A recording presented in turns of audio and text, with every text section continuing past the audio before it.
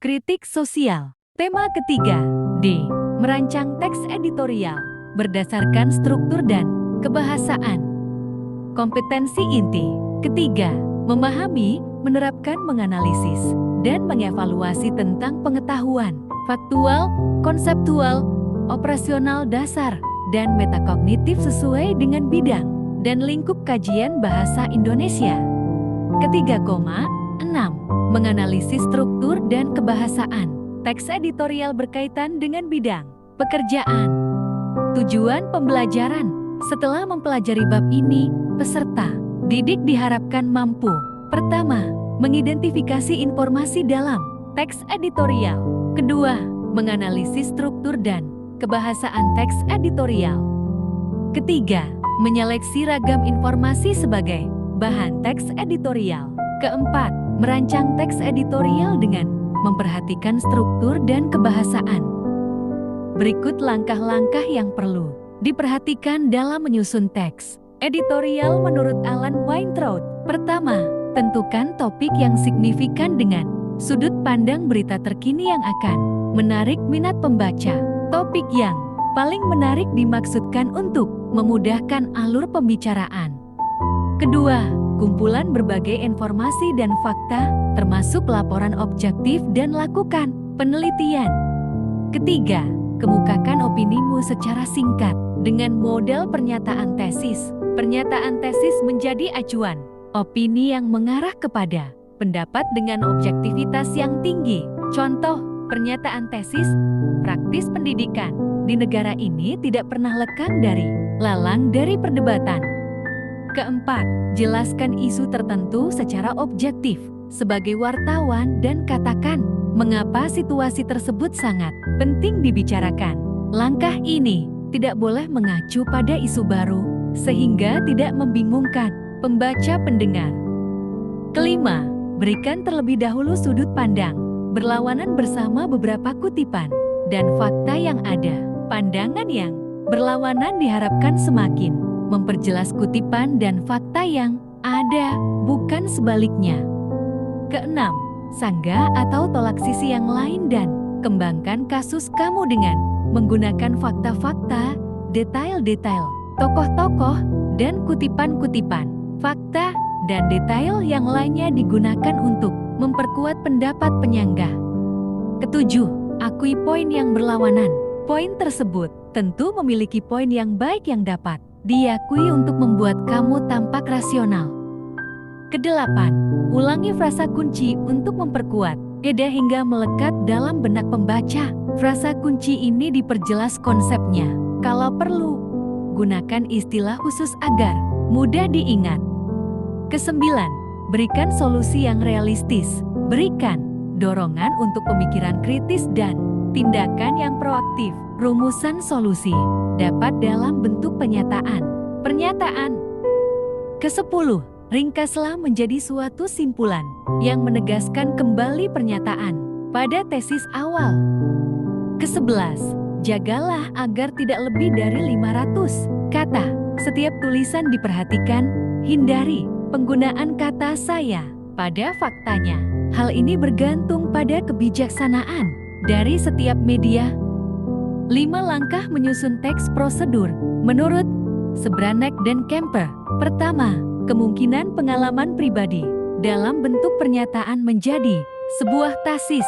Kedua, berikan penjelasan dari sudut pandang yang berbeda dengan isu yang dikemukakan.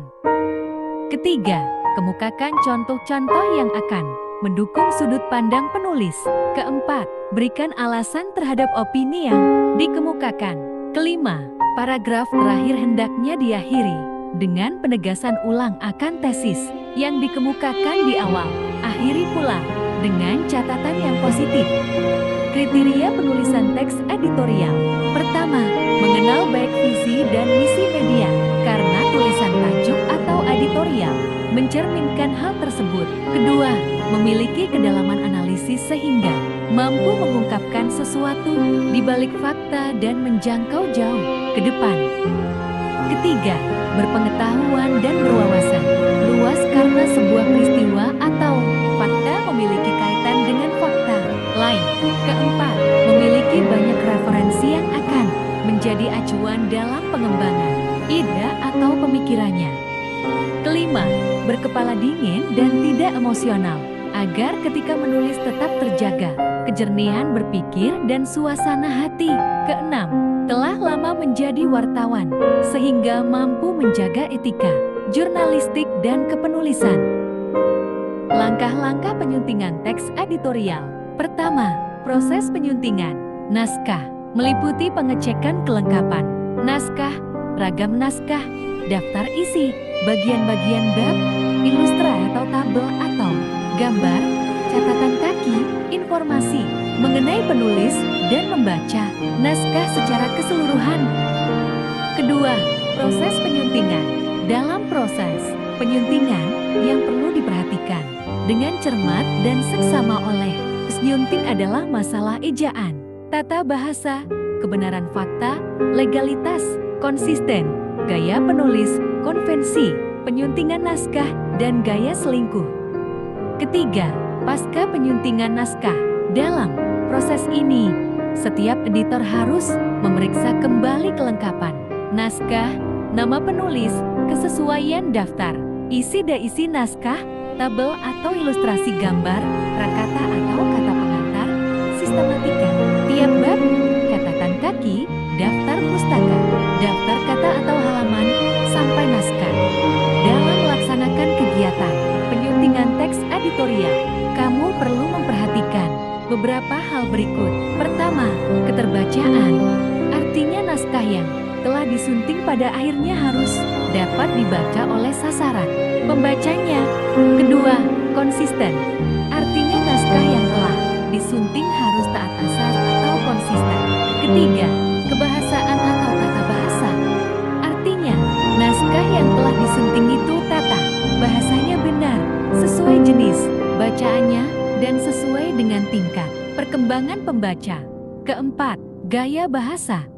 Artinya naskah yang telah disunting penulisannya atau penyajiannya memiliki gaya disebut gaya bahasa, gaya penulisan. Kelima, ketelitian data atau fakta. Artinya naskah yang telah disunting itu membuat data atau fakta yang tepat dan bisa dipertanggungjawabkan ketepatannya, sehingga tidak membuat pembaca melakukan kesalahan akibat membaca naskah tersebut. Keenam, legalitas. Artinya naskah yang telah disunting itu memiliki keabsahan untuk diterbitkan.